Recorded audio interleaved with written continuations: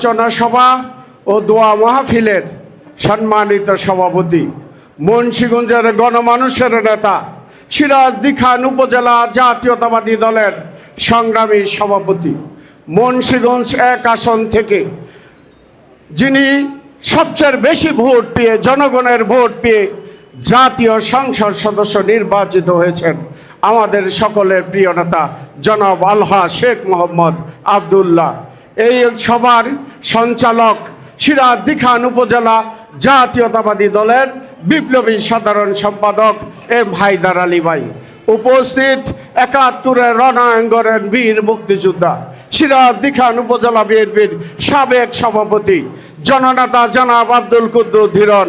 উপস্থিত মুন্সিগঞ্জ জেলা বিএনপির আহ্বায়ক কমিটির অন্যতম সদস্য আমার শ্রদ্ধাভাজন নেতা জনাব দুলাল দাস।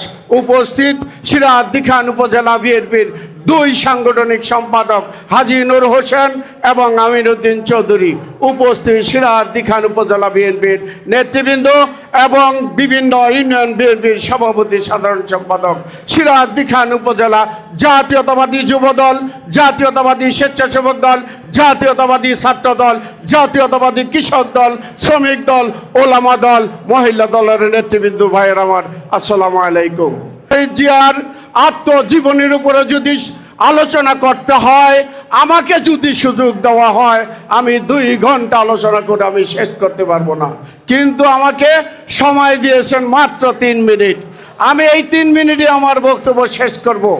আমরা শহীদ জিয়ার আদর্শকে ধারণ করার জন্য বিগত 17টি বছর স্বৈরাচারের বিরুদ্ধে সংগ্রাম করেছি, 1 বিন্দু আপোস করি নাই।